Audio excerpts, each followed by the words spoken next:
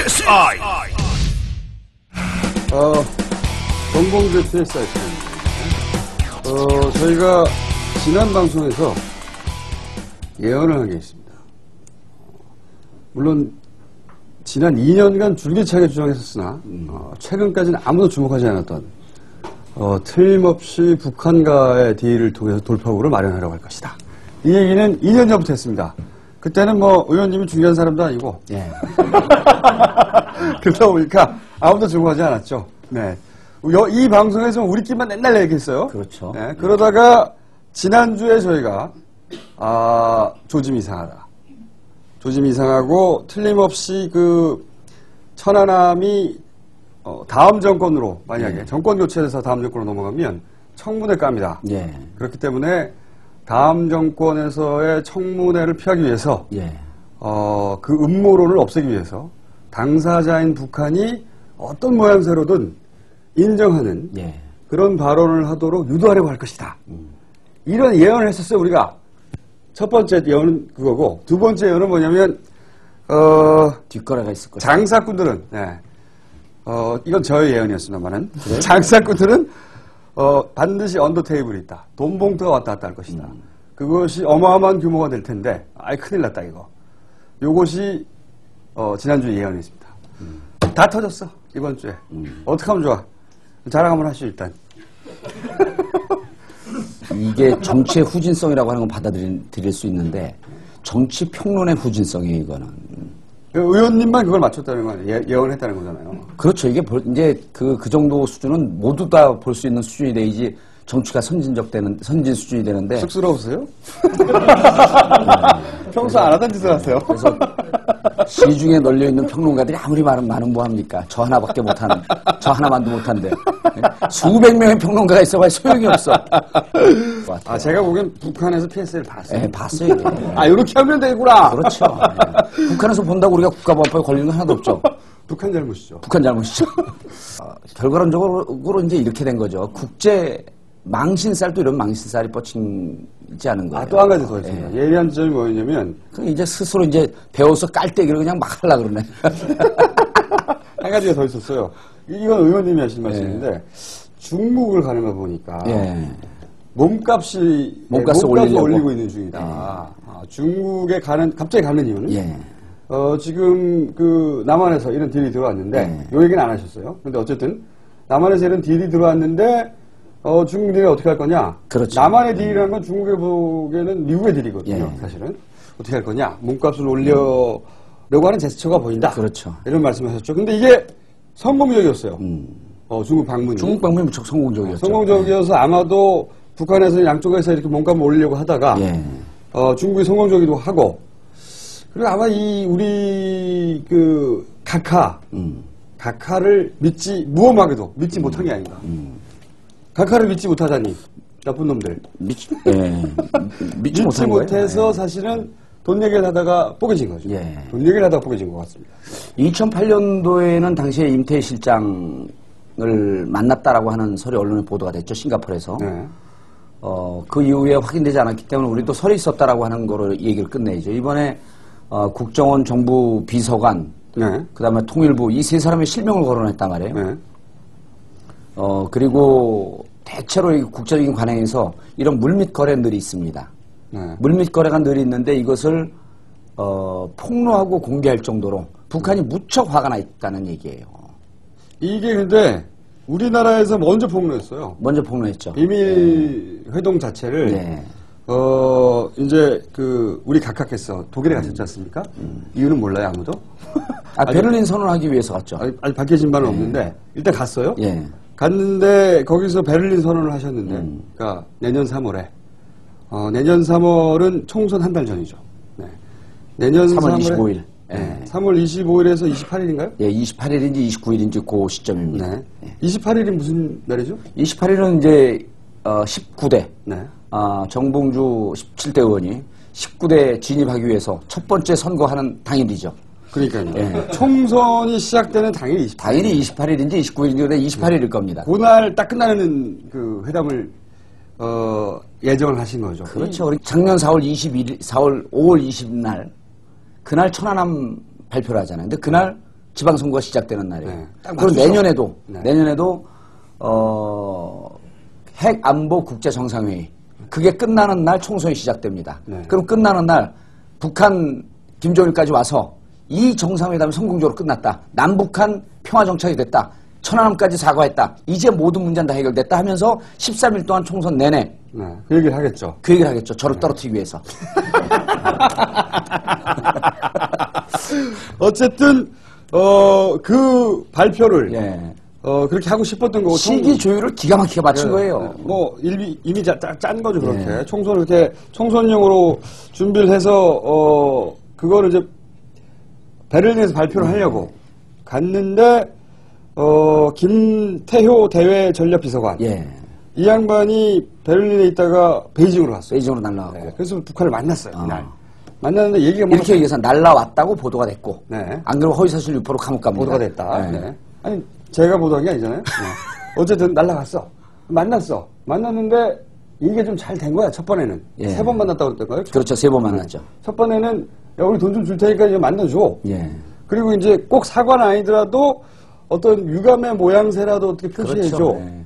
첫 번째는 얘기가 잘 된 거예요. 잘 됐죠. 그러니까 대통령한테 보고를 해서 가까이게. 그렇죠. 잘 될 것 같습니다. 맞습니다. 그래?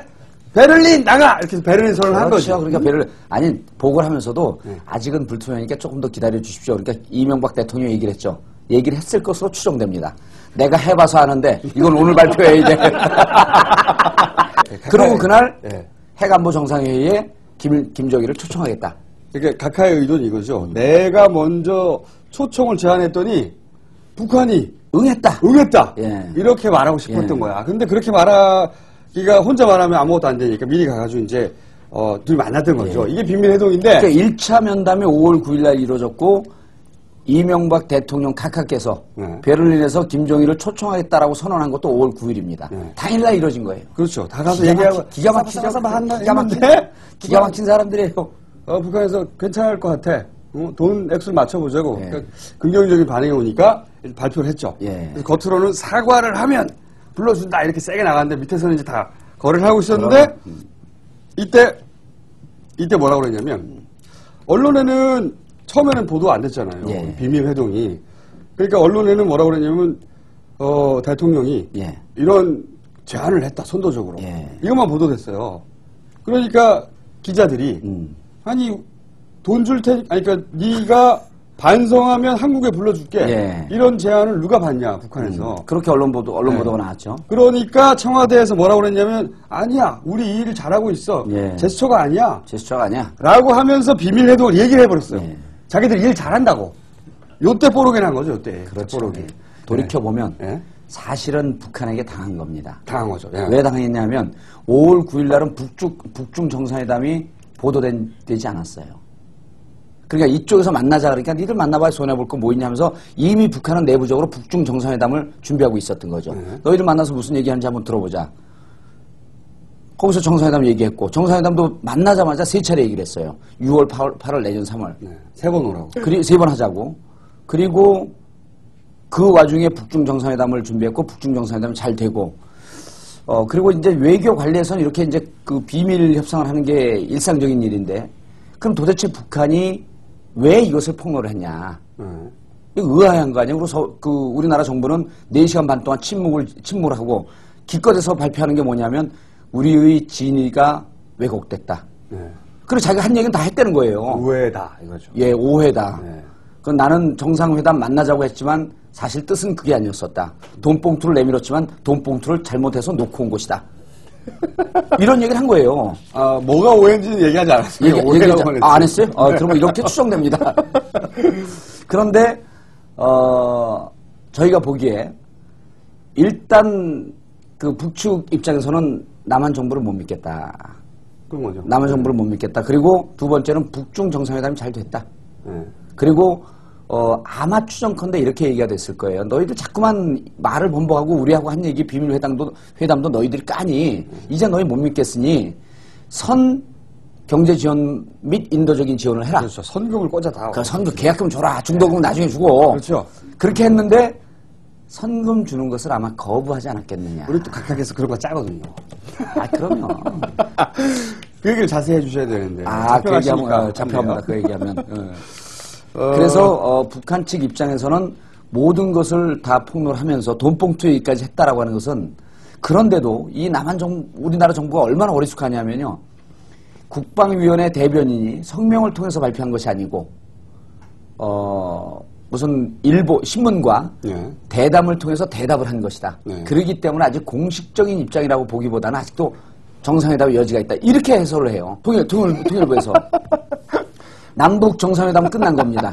그리고 지난 4년 동안 3년 동안 북한을 몰아서 피를 말려서 압살하려고 했던 이 계획은 이미 다 수포로 돌아간 거예요. 북한은 그러면 그럴수록 북중 정상회담을 통해서 경제 교류를 통해서 완전히 살아갈 수 있는 활로를 개척을 했거든요.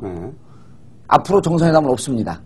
이제 단정적으로 얘기할 수 있는 게 이 꼼수가 다 드러났기 때문에 더 이상 이제 정상회담 없고 이명박 대통령 입장에서는 한반도 문제에 있어서는 미국이 주도하고 중국이 주도하고 여기서 사이에 껴갖고 그냥 쳐다만 볼 수밖에 없는 그런 입장에 처하게 된 거죠. 그렇죠. 내년 총선과 대선에 영향을 미치려고 이제 북풍 쇼를 기획했는데 출연료 섭외를 하다 잘 안 맞은 거예요. 이게. 출연료 성공을 해달라고 하니까 김정일 대통령 각하라 그럴 뻔했네. 나도 대통령 각하라 그러고 김정일 내려오면 출연하는 거 아닙니까? 출연료 줘야죠. 3번씩이나. 그게 이제 거래가 잘 안 된 거죠. 나가리가 돼버린 거죠. 요거는 저희가 완벽하게 전망하고, 요 정도면은 완벽하게 분석했다고 봅니다. 앞으로 이제 추가 보도가 나올 것은 제가 보기에는, 남한에서 자꾸 까불면 북한에서 녹취록을 깔 거예요. 아니, 남한 측 입장에서요. 우리가 오해다. 그런 말 한 적 없다. 돈봉투는 황당한 일이다. 라고 하면 그 녹취록 까면 되는 거예요. 녹취록 공개하면 되는 거거든요. 싹 들어가 있으니까. 근데 그거 공개할 자신이 없는 거죠. 뭔가 있는 거죠. 그리고 거죠, 이제. 왜냐하면 북한과의 관계가 주도권 완전히 북한이시게 된 거죠. 까불면 자꾸 녹취록 까버리는 거죠. 하나 더 하라는데요? 좋아요. 그러면, 은진수 사건. 이 사건은, 본론으로 들어가기 전에, 이 은진수, 전 의원과, 정봉주 전 의원과, 두 분 다 전이에요. 거긴 전 위원이고, 저는 17대 의원이고. 전 의원과 전 위원. 이 두 분이, 사실은 과거에 깊은 인연이 있습니다. 이 얘기를 짧게 하고. 그리고, 사실 이 사건 자체에 대해서는 이미 뭐 크게 알려졌단 말이죠. 그렇죠. 이제 진행형이 어디로 튈지 모릅니다. 계속 밝혀지겠죠. 요거와 관련된 이제 언론에 보도되지 않은 어떤 디테일한 것들 몇 가지 짚고. 우선 인연을 밝혀주시죠. 언론에도 살짝 나오긴 나왔는데, 당시 2007년도에 제가 BBK 대책위원장으로 있을 때 한나라당의 그 카운터 파트너는, 지금 서초의를 지역구로 갖고 있는 고승덕 위원이에요. 그분도 무슨 증권 상담도 하고, 그러니까 증권 쪽에 잘하고 변호사라 그래갖고 영입을 했죠. 그래서 얼굴 마담은 고승덕이었고, 고승덕 위원이 인터뷰에서 보니까 제가 한 열을 알고 있으면 한 1.5 정도 알고 있더라고요. 전혀 몰라요. 대응을 못해요. BBK에 대해서. 전혀 모르고 있더라서. 실제 그러면 어떻게 저런 사람을 내세웠냐 봤더니 이 사람 자료만 받았는데 그 자료를 제공해주는 대책팀장이 바로 여기 있는 은진수였습니다. 그러니까 뒤에서 법률지원팀장이 법률지원팀장으로 실질적으로 모든 것을 컨트롤하고 있었죠. 근데 이분이 감옥에 갔어 이제. 세상이 뒤집어지기 시작한 거야. 그러니까 이상한 일이 벌어진 거예요. 제가 여긴 소방수거든요. 그러니까 저는 공격수가 아니라 소방수니까 저는 방화범 아니에요. BBK 방화범. 방화범은 구속이 안 되고 소방수는 구속이 된 거예요. 그리고 이 사건을 수사하는 사람이 김홍일 대검 중수부장입니다. 그런데 그때 당시에 중앙지검 3차장으로 있으면서 이 사건을 모두 다 발표하고 검찰의 총책임자였었어요. 그분이 지금 자기 동료인 BBK 대책팀장 은진수를 구속한 거예요. 그래서 저는 처음에 흐지부지 끝날 것이다 고 봤더니 그게 아니라 이제 검찰이 현 정권으로부터 등을 돌리기 시작했다. 라고 하는 증거가 나오는 게 저축은행의 비리에 대해서 샅샅이 수사를 하겠다. 라고 하는 얘기가 나오기 시작한 거죠. 이 사건은 청와대가 마음대로 무마하려고 해도 무마되지가 않을 것이다. 무마되지 않습니다. 그래서 이것이 우리의 전망입니다. 시청자 여러분들께서도 이제 요 의미를 자세히 이해를 해야 되는데, 레임덕 그런데 레임덕 증후군이 여기서 여러 곳에서 보이지만 가장 구체적인 것은 검찰이 언제 등을 돌리기 시작을 하냐. 그게 레임덕의 정확한 바로미터입니다. 그런데 이번에 이 사건을 보면서 저축은행이라고 하는 것은 피할 수 없습니다. 이게 완전히 뇌관이거든요. 그런데 이 사건을 조사하면서 김홍일 중수부장이 어느 쪽으로 갈 것이냐. 저희가 보기에는 무척 현 정권을 사정없이 사정할 것이다. 너무 야해. 너무 말인지 모르겠어요. 그래서 이 검찰의 이번 행보를 보면은 이제 앞으로 계속 진행됩니다. 이게 상당히 오래 갈 거예요. 그리고 여기에서 튀는 여러 가지 권력형 비리들, 이제부터는 은진수 게이트라고 이렇게 보셔도 됩니다. 근데 이제 은진수 자꾸만 빠지고 뭐 박정돈하고 어쩌고저쩌고 하고 그러는데 실질적으로 물타기하고 여러 가지 그 작전을 하는데 검찰은 이번 사건에 대해서 비교적 정확하게 권력의 중심부로 향하지 않을까 이렇게 봅니다. 그리고 그거를 발표하느냐 마느냐는 이제 두 번째 문제 같아요. 제가 보기엔 수사는 할 텐데 발표하느냐 마느냐 하는 것은 범야권 그 후보들, 대선 후보들의 지지율이 박근혜 대표와 거의 차이가 나지 않으면 정권이 뒤집힐 수 있을 것이다. 그런 불안을 느끼면? 그런 불안을 느끼면 이제 우리들에게 이쪽 진보 진영에게 줄을 대기 위해서라도 이 수사를 제대로 합니다. 그렇죠. 그렇기 때문에 세 번째 아이템. 이 문재인 대망론은 말이죠. 제가 이 방송을 시작한 첫 시간에 첫 방송 보십시오. 두 번째 방송인가요? 2년 전에 앞으로 문재인 될 것이고 문재인밖에 없다. 그러니까 저렇게 강조하는 게 자리 하나 차지하려고 줄서부터 줄 서는 거예요. 어쨌든 이 대망론 잠깐 짚어주시죠. 짧게. 박근혜 전 대표하고 손학규 지지율이 4%로 좁아들었잖아요. 네. 그리고 이제 야권에서 2위로 뜬 게 이제 문재인. 2위를 떴어요. 처음에 리얼미터에서 조사할 때 7등인가 8등인가 나왔고 처음 이름을 넣었을 때 그 다음 조사에서 바로 4등으로 치고 올라갔습니다. 그런데 이번 조사에서 유시민까지 제치고 야권 후보로 2등으로 올라간 거죠. 아니 이 정치를 안 하겠다. 근데 이제 이미 했다고 우리가 이미 김해 단일화 때 했는데 그래서 이번에 그 모 방송국 어떤 여성 앵커가 진행하는 그 방송에 나와서는 역할이 주어지지 피하지 않겠다라고 더 적극적으로 답변을 했어요. 거기까지 들었습니다. 그 역할이 주어지면 피하지 않겠다. 문재인 대망론이라고 하는 것은 잘 모르겠고 다만 우리가 모두 다 함께 해야 된다라고 하는 뜻으로 받아들이고 역할이면 피하지 않겠다라고 하는 것은 이미 칼 뽑았다는 얘기죠. 그래서 손학규 대표와의 지지율 격차가 4%인데 손학규 대표는 무척 올라간 거죠. 문재인 후보하고 문재인 후보가 아니라 문재인 전 실장과의 지지율 격차가 10포인트 차이입니다. 그런데 한명숙 총리와는 13포인트, 유시민 전 장관은 18포인트. 그런 거 보면 문재인 실장이 아직 명함도 내밀지 않고 하겠다는 얘기도 하지 않고 간접적으로 살짝 냄새만 풍겼는데 이미 야권 후보 2위로 급상승한 거예요. 이건 말이죠. 예를 들어서 손학규 대표를 월등히 압도한다고 보는 것이 만약에 본인이 정말 나가겠다고 한다면 한명숙 유시민의 표를 흡수할 수 있습니다. 이분은 다 흡수할 수가 있어요. 바로 올라간다. 제가 보기에는. 근데 이제 제가 웬만큼 우리 김총수님이 얘기하는 걸 무시하고 부인하는 스타일인데 요 얘기는 의미가 있어요. 왜 의미가 있냐면 이것을 문재인 실장이 꼭 보거든요. PSI를. 이게 자기 마음대로. 이 노무현 재단의 이야기는 이래요. 본인이 대선 후보가 되겠다는 생각은 아직도 없대요. 반쯤 우리가 김해에서 30% 했다 그랬거든요. 그리고 이제 그 다음에 인터뷰하는 거 보면서 이제 완전히 저는 명함을 꺼내 들었다고 보는데 30% 하나 반 하나 명함을 꺼내 들어나 이미 한 겁니다. 발을 들여놓으면 그 다음부터 급속도로 가는데 우리가 그 경로까지 다 예측을 했잖아요.